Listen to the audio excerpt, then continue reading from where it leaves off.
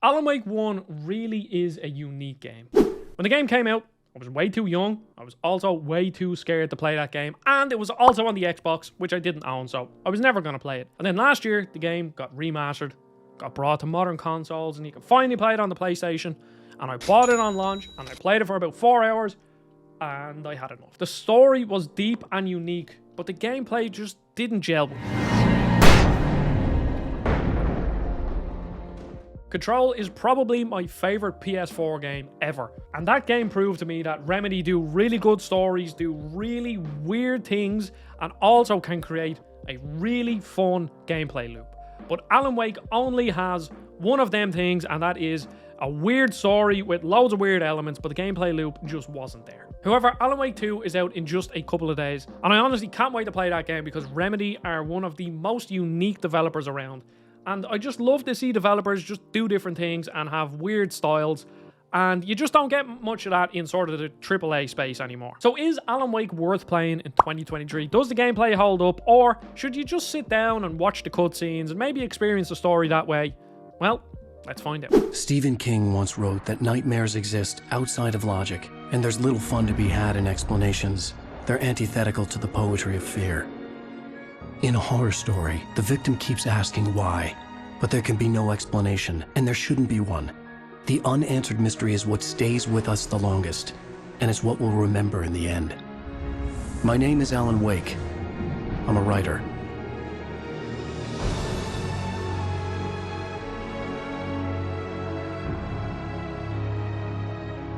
Now, I like to start off these videos on a positive note, and that is about the atmosphere, the story, the characters of Alan Wake, because there is something truly special here. The premise is that Alan Wake is a famous writer that is heavily inspired by Stephen King. Stephen King is directly referenced in the game in the opening cutscene, and loads of other authors are. So I guess Stephen King exists in this world, but Alan Wake is essentially Stephen King. He writes sort of psychological thriller books, and he's really famous, and he's very prolific, and he's just constantly releasing books, and he's like a celebrity.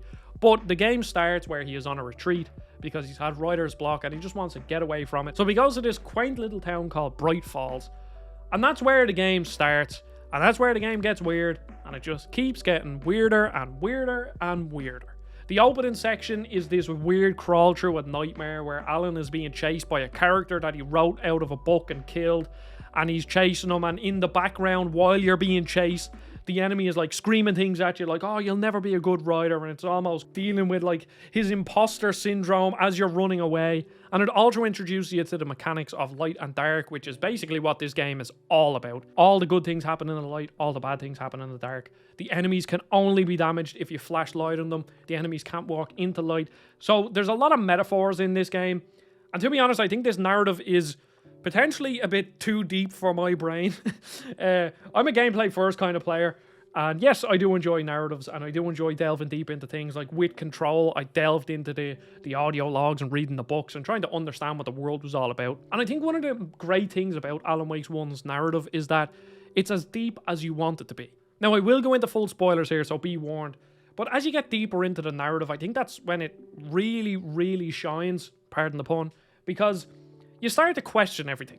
Because at the start, you're thinking, is Alan Wake real? Is he just a fictional character? Is he a fictional character that the real Alan Wake, that we don't actually know his name, is writing him in this book? Is Alan Wake actually writing this game? And honestly, my mind is a bit at a loss. I mean, as I got deeper, I'm not very sophisticated when it comes to this sort of stuff. And I kind of started to get confused as I delved deeper. I started to question things. Like, I was really thinking, I'm still unsure if Alan Wake is real. I'm still unsure if Alan Wake's wife is alive. Because near the end of the game, you get this sort of sequence where you go to his apartment and you see Alan Wake appear on a fictional TV show, a kind of talk show. And then you're like, oh, so he is real. But then Alan Wake is writing the story of this game that you are participating in. And throughout it, there's a writer on a TV that is narrating it, talking about how he's writing these characters into the story. And then some characters don't exactly make sense in the story, but then you're wondering, are they just written in to make it seem like the story makes sense? And you're just like, my brain, it starts to hurt. It really does. Not so fast, archvillain. We still have the Orb of Confusion. Take this. It's so deep, but I enjoy narratives like this. I enjoy stuff like Dark Souls, let's say for argument's sake, where in the Souls games, in Elden Ring, in Bloodborne, you can be an absolutely zero narrative player or someone that delves into all the lore, and you'll still get something out of it because the locations are so rich and they're so built up and there's so much backstory that you can experience that with or without delving super, super deep into it. And that's one of my favorite things about Alan Wake. And realistically, it's the only thing that was keeping me coming back because the gameplay isn't very good. So Alan Wake kind of presents as a survival horror game, but it isn't really a survival horror game. So you have resources to look after. You have ammo, you have flares, you have a torch that you have to flash on the enemies to make them vulnerable, and you have batteries in that torch. But the problem is, while it presents as a survival horror game, it isn't a survival horror game because resources are way too abundant. It's also not a horror game in the traditional sense. Like it doesn't really rely on scares. It relies more on atmosphere. And the atmosphere in this game is fantastic because you're just walking around these dark forests and you're hearing these sort of ghost voices in your ear. And the enemies that are chasing you, I don't think they're real.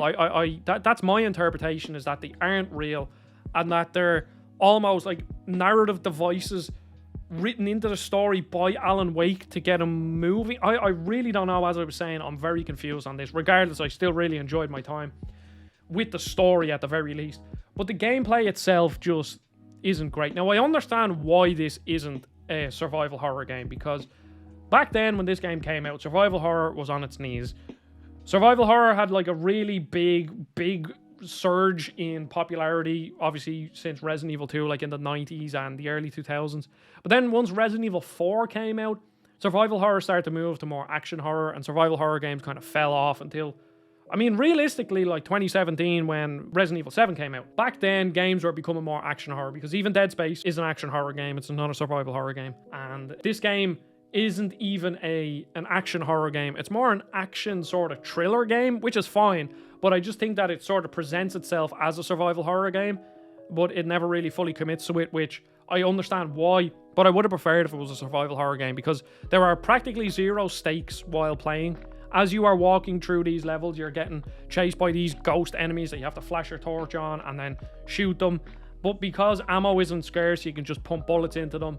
And because the enemies aren't especially difficult, you can just dodge them. Like in most cases, you can actually just run past the enemies if you really want it and just get to the next checkpoint, because the checkpoints are light sources. And once them light sources, once you get to them, the enemies can't attack you. And then you can just pretty much just run from light source to light source. And it's weird because throughout this whole experience playing this game, I was sitting there. I am a gameplay first sort of player. I always have been, I always will be. But I was kind of battling with myself because as I was trying to think, oh, what am I going to say in this video? I was thinking, surely this is a game that I can't recommend because the gameplay isn't good. But as I'm going through, it's like the narrative is so strong and so intriguing that yes, the gameplay sections, they are fine. They're certainly not bad, but there's just no stakes. It's not particularly difficult. The enemies aren't varied. There's not that many guns. There's no real ways that you can play with the environment until later on in the game, and even when they introduce sort of environmental things, like you have electrical wires that you can lure enemies into and you have explosive barrels, they're not really used very well, and you don't really need them because, again, resources, like in another survival horror game, you might lure enemies to a barrel because maybe you only have 6 bullets, and that bullet into a barrel killing the 3 enemies can save you so many more bullets. But here you just don't need to do that, so there's no real incentive to do it. So the whole time I was battling with myself, why do I like this game? Obviously the narrative is very good, but the gameplay just isn't there. And while I do recommend you play this game, I do, because Alan Wake 2 is out now.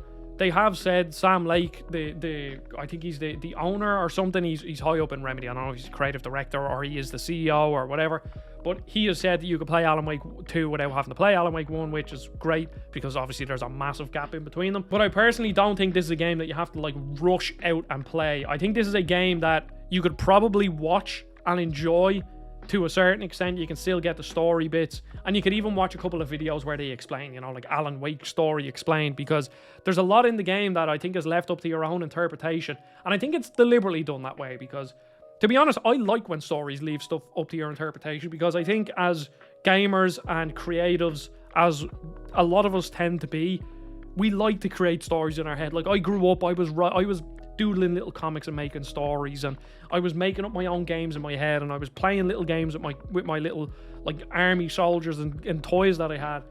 And I've always liked, I think that's part of the reason why I don't agree with people saying that Dark Souls and Elden Ring and all that have bad stories, because I don't think they do. Because they leave stuff up to your imagination and they let you be creative, which is something I really appreciate. And I think from a narrative standpoint, Alan Wake is really strong. Some of the characters, I have to make special shout out to Alan Wake's agent. He is absolutely hilarious. He's like a very typical New Yorker, really brash. He has that big puffer jacket on, the Timberland boots, and he's just hilarious.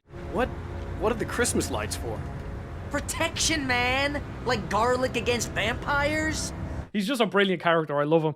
Alan Wake, though, he's an arsehole. I don't like him. I think he's deliberately supposed to not be likable. I really dislike him. He's a prick. That's it. He's just an absolute arsehole. Nobody likes him. Nobody should like him. Alan Wake. Oh, God! I am your biggest fan. I know people say that all the time, but I really am. I'm glad to hear that. Rose. Narrative standpoint, this game is very strong. I do really enjoy it. Gameplay, I don't really think it's much to write home about. I would be interested to see if somebody didn't play the game and just watch it, how much enjoyment you get out of it, because on this side of it, after playing it, I do think you would still be able to get the enjoyment out of it that I got, that you could still experience the story, understand what's going on, if anything, have a better understanding than me. So I don't think I would rush out and buy this game. I don't think I'd rush out and play it. It's not an absolute must play.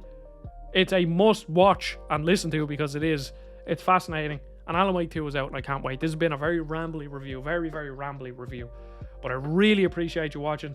I'll have an Alan Wake 2 review out soon, hopefully, if I either get a code, which fingers crossed I do, or I'll just buy it and I'll review it at some point, because I'm really excited for that game, because Remedy are truly special. And I think when studios are European, which I like, because the European development scene is kind of small, they're European, they make pretty low budget games that somehow are really high quality. Control is absolutely phenomenal.